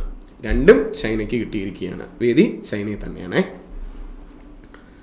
അവിടെ മറ്റൊരു പ്രധാനപ്പെട്ട ക്വസ്റ്റ്യൻ ആണ്. ലോക ചാമ്പ്യൻ ആയിട്ടുള്ള മാക്സ് വെർസ്റ്റപ്പനെ തോൽപ്പിച്ച്, മാക്സ് വെർസ്റ്റപ്പൻ നമുക്കറിയാം കാറോട്ടക്കാരനാണ്. പുള്ളിയെ തോൽപ്പിച്ച് 2024 ഫോർമുല 1 മിയാമി ഗ്രാൻഡ് പ്രിക്സിൽ ജേതാവായ വ്യക്തി ആരെന്നാണ്? മാക്സ് വെർസ്റ്റപ്പനെ തോൽപ്പിച്ച് 2024 ഫോർമുല 1 മിയാമി ഗ്രാൻഡ് പ്രിക്സ് ജേതാവ് ആരെന്ന് ചോദിക്കുകയാണെങ്കിൽ അതിൽ ലാൻഡോ നോറിസ് ആണ്. ലാൻഡോ നോറിസ് ജയിച്ചിരിക്കുകയാണ്. ബ്രിട്ടൻകാരനായിട്ടുള്ള ലാൻഡോ നോറിസ് ജയിച്ചിരിക്കുകയാണ്. ഓർത്ത് വെച്ചേക്കുക. അങ്ങനെ മാക്സ് വെർസ്റ്റപ്പനെ തോൽപ്പിച്ച ഒരു വ്യക്തിയും കൂടിയാണ് ലാൻഡോ നോറിസ് എന്ന് പറയുന്നത്. നോറിസ് രാജ്യം ബ്രിട്ടനാണ്. ഒന്ന് ഓർത്ത് വെച്ചേക്കുക. ഇനി നമുക്ക് സ്പോർട്സുമായി ബന്ധപ്പെട്ട് ഒരു നിയമനമാണ്. ഒരു മലയാളി താരം അംഗമായിരിക്കുകയാണ്. റെസ്ലിംഗ് ഫെഡറേഷൻ ഓഫ് ഇന്ത്യയുടെ അത്ലറ്റിക് കമ്മീഷൻ അംഗമായ മലയാളി താരമാരെന്നാണ്. അപ്പൊ റെസ്ലിംഗ് ഫെഡറേഷൻ ഓഫ് ഇന്ത്യയുടെ അത്ലറ്റിക് കമ്മീഷൻ അംഗമായിട്ടുള്ള മലയാളി താരം ആരെന്ന് ചോദിക്കുകയാണെങ്കിൽ ആരാണ്? അത് AS സ്മിതയാണ്. AS സ്മിത. ഇനി ഒരു പക്ഷേ നമ്മളോട് അങ്ങനെയല്ല, താഴെ തന്നിരിക്കുന്നതിൽ AS സ്മിത ഏത് കായികവുമായി ബന്ധപ്പെട്ടിരിക്കുന്നു എന്ന് വേണമെങ്കിൽ ചോദിക്കാം. ഏതാണ്? ഗുസ്തിയാണ് കായികം. ഒന്ന് ഓർത്ത് വെച്ചേക്കുക. അപ്പൊ റെസ്ലിംഗ് ഫെഡറേഷൻ ഓഫ് ഇന്ത്യയുടെ അത്ലറ്റിക് കമ്മീഷൻ അംഗമായ മലയാളി താരം ആരെന്ന് ചോദിക്കുകയാണെങ്കിൽ ആരാണ്? അത് AS സ്മിതയാണ്. ഓർത്ത് വശിക്കുക. ഇനി രണ്ട് പ്രധാനപ്പെട്ട രണ്ട് ക്വസ്റ്റ്യൻ ആണ്. 2023-24 സീസണിലെ സ്പാനിഷ് ലാലിഗ കിരീടം നേടിയത് അല്ലേ? സ്പാനിഷ് ലാലിഗ എന്ന് പറയുന്നത് നമുക്കറിയാം ഫുട്ബോൾ ലീഗാണ്. സോ കിരീടം നേടിയിരിക്കുന്നത് റയൽ മാഡ്രിഡ് ആണ്. കിരീടം നേടിയിരിക്കുന്നത് റയൽ മാഡ്രിഡ് ആണ് അല്ലേ? പോയിന്റ് അടിസ്ഥാനത്തിലാണ് എന്ത് ചെയ്യുന്നത്? കിരീടം നേടിയിരിക്കുന്നത്. അപ്പോൾ ഏത് ടീമാണ് കിരീടം നേടിയെന്നായിരിക്കും നമ്മളോട് ചോദിക്കുക. ആരാണ്? റയൽ മാഡ്രിഡ് ആണ് കിരീടം നേടിയിരിക്കുന്നത്. ഇനി മറ്റൊരു പ്രധാനപ്പെട്ട ഒരു ക്വസ്റ്റ്യൻ ആണ്. 2024 ദോഹ ഡയമണ്ട് ലീഗ് ജാവലിൻ ത്രോയിൽ 1ാം സ്ഥാനം നേടിയതാരെന്നാണ്? 2024 ദോഹ ഡയമണ്ട് ലീഗ് ജാവലിൻ ത്രോയിൽ 1ാം സ്ഥാനം നേടിയിരിക്കുന്നത് ജാക്കൂബ് വാറ്റ്ലെസ് ആണ്. ജാക്കൂബ് വാറ്റ്ലെസ് ആണ് അല്ലേ? ചെക്ക് റിപ്പബ്ലിക്കൻ സ്വദേശിയായിട്ടുള്ള ജാക്കൂബ് വാറ്റ്ലെസ് ആണ് 1ാം സ്ഥാനം നേടിയിരിക്കുന്നത്. 2ാം സ്ഥാനം നീരജ് ചോപ്രയാണ്. നീരജ് ചോപ്ര, ഇന്ത്യക്കാരനായിട്ടുള്ള നീരജ് ചോപ്രയാണ്. നീരജ് ചോപ്ര 88.36 മീറ്ററും ജാക്കൂബ് 88.38 മീറ്റർ എറിഞ്ഞാണ് അല്ലേ? 2 മീറ്ററിന്റെ വ്യത്യാസമായിരുന്നു. സ്വർണം നമുക്ക് നഷ്ടമായി. അപ്പൊ 2024 ദോഹ ഡയമണ്ട് ലീഗ് ജാവലിൻ ത്രോയിൽ 1ാം സ്ഥാനം നേടിയ വ്യക്തി ചോദിക്കുകയാണെങ്കിൽ ജാക്കൂബ് വാറ്റ്ലെസ് ആണ്. ജാക്കൂബ് വാറ്റ്ലെസ്. ഓക്കെ, അപ്പൊ നമുക്ക് എന്ത് ചെയ്യാം? കഴിഞ്ഞ ആഴ്ചയിൽ തന്ന 5 ക്വസ്റ്റ്യൻസ് ആൻസർ എന്ന് നമുക്ക് നോക്കാം. ശരി, നമ്മൾ അതിൽ ആദ്യ ക്വസ്റ്റ്യൻ എന്ത് ചെയ്യാം? ഏഷ്യൻ ഗുസ്തി ചാമ്പ്യൻഷിപ്പ് 68 കിലോ വിഭാഗത്തിൽ വെള്ളി മെഡൽ നേടിയ താരമാരെന്നാണ് അല്ലേ? അപ്പൊ ഏഷ്യൻ ഗുസ്തി ചാമ്പ്യൻഷിപ്പ് 68 കിലോ വിഭാഗത്തിൽ വെള്ളി മെഡൽ നേടിയത് താരമാരെന്ന് ചോദിക്കണമെങ്കിൽ ആരാണ്? രാധികയാണ് നേടിയിരിക്കുന്നത്. രാധികയാണ്. ഇനി രണ്ടാമത് നമ്മൾ തന്നത് ബംഗ്ലാദേശിന്റെ 22ാമത് പ്രസിഡന്റായി ചുമതലയേറ്റ വ്യക്തി ആരെന്നാണ് അല്ലേ? 22ാമത് ബംഗ്ലാദേശിന്റെ പ്രസിഡന്റായിട്ട് ചുമതലയേറ്റ വ്യക്തി ആരെന്ന് ചോദിക്കണമെങ്കിൽ മുഹമ്മദ് ഷഹാബുദ്ദീൻ ആണ് ചുമതലയേറ്റത്. മുഹമ്മദ് ഷഹാബുദ്ദീൻ ആണ്. 3 H3N8 പക്ഷിപ്പനി ബാധിച്ച ലോകത്തിലെ ആദ്യത്തെ മനുഷ്യമരണം റിപ്പോർട്ട് ചെയ്ത രാജ്യം ഏതാണ്? ചൈനയാണ്. ചൈന. 4 IPL പ്രീമിയർ ലീഗ് ക്രിക്കറ്റിൽ ക്യാപ്റ്റനായി 200 മത്സരങ്ങൾ പൂർത്തീകരിച്ച ആദ്യ വ്യക്തി ആരെന്നാണ്? ആദ്യ വ്യക്തി ആരെന്ന് ചോദിക്കുകയാണെങ്കിൽ MS ധോണിയാണ്. മഹേന്ദ്ര സിംഗ് ധോണിയാണ് പൂർത്തീകരിച്ചിരിക്കുന്നത്. 5 ഭാരതീയ ഭാഷാ പരിഷത്തിന്റെ 2023 യുവ സാഹിത്യ പുരസ്കാരം ലഭിച്ച മലയാളി ആരെന്ന് ചോദിച്ചാൽ അത് NS സുമേഷ് കൃഷ്ണനാണ്. സുമേഷ് കൃഷ്ണനാണ്. രുദ്രാക്ഷം എന്ന് പറയുന്ന കവിതാ സമാഹാരത്തിനാണ് രുദ്രാക്ഷം എന്ന് പറയുന്ന കവിതാ സമാഹാരത്തിനാണ് അദ്ദേഹത്തിന് NS സുമേഷ് കൃഷ്ണയ്ക്ക് എന്ത് ചെയ്യുന്നത്? പുരസ്കാരം ലഭിച്ചിരിക്കുന്നത്. ഗണേഷ് പുത്തൂരിന് കേന്ദ്ര സാഹിത്യ അക്കാദമി യുവ പുരസ്കാരമാണ്. ഇത് ഭാരതീയ ഭാഷാ പരിഷത്തിന്റെ യുവ പുരസ്കാരമാണ്. ആ കമന്റിൽ ഞാൻ അങ്ങനെ കണ്ടായിരുന്നു കേട്ടോ. ഓക്കെ, നമുക്ക് എന്ത് ചെയ്യാം? ഈ ആഴ്ചയിൽ നമുക്ക് ക്വസ്റ്റ്യൻ നോക്കാം. ബഹിരാകാശത്ത് ഏറ്റവും കൂടുതൽ കാലം തങ്ങിയ വ്യക്തി എന്ന റെക്കോർഡ് സ്വന്തമാക്കിയത് ആരെന്നാണ്? അപ്പൊ ബഹിരാകാശത്ത് ഏറ്റവും കൂടുതൽ കാലം തങ്ങിയ വ്യക്തി എന്ന റെക്കോർഡ് സ്വന്തമാക്കിയ വ്യക്തി ആരെന്നാണ്? 2 അണ്ടർ 90 ക്രിക്കറ്റ് ലോകകപ്പ് കിരീടം നേടിയതാണ്. അണ്ടർ 90 ക്രിക്കറ്റ് ലോകകപ്പ് കിരീടം നേടിയതാരെന്നാണ്? 3 കേരള മീഡിയ അക്കാദമിയുടെ media person of the year പുരസ്കാരം നേടിയ വ്യക്തി ആരെന്നാണ്? കേരള മീഡിയ അക്കാദമിയുടെ media person of the year പുരസ്കാരം നേടിയ വ്യക്തി ആരെന്നാണ്? 4 2024 അന്തരിച്ച ഹാഗെ ഗെയിൻഗോബ് ഏത് രാജ്യത്തിന്റെ പ്രസിഡന്റ് ആയിരുന്നു എന്നാണ് ക്വസ്റ്റ്യൻ. ഹാഗെ ഗെയിൻഗോബ് ഏത് രാജ്യത്തിന്റെ പ്രസിഡന്റ് ആയിരുന്നു എന്നാണ് ക്വസ്റ്റ്യൻ. 5. ലോകത്തിലെ ഏറ്റവും നീളമുള്ള ഇരട്ടപ്പാത തുരങ്കം സ്ഥിതി ചെയ്യുന്ന ഇന്ത്യൻ സംസ്ഥാനം ഏതെന്നാണ്. ഇന്ത്യൻ സംസ്ഥാനം ഏതെന്നാണ്. അപ്പോൾ ലോകത്തിലെ ഏറ്റവും നീളമുള്ള ഇരട്ടപ്പാത തുരങ്കം സ്ഥിതി ചെയ്യുന്ന ഇന്ത്യൻ സംസ്ഥാനം ഏതെന്നാണ് 5ാമത്തെ ക്വസ്റ്റ്യൻ. അറിയാവുന്ന ക്വസ്റ്റ്യൻസിന് എന്ത് ചെയ്യുക, ആൻസർ ഇടുക. അപ്പോൾ ഇതുവരെ പറഞ്ഞ കാര്യങ്ങളെല്ലാം ഓക്കെ ആണെന്ന് പ്രതീക്ഷിക്കുന്നു. നന്നായിട്ട് പഠിക്കുക. അപ്പോൾ എല്ലാവർക്കും all the best. Thank you.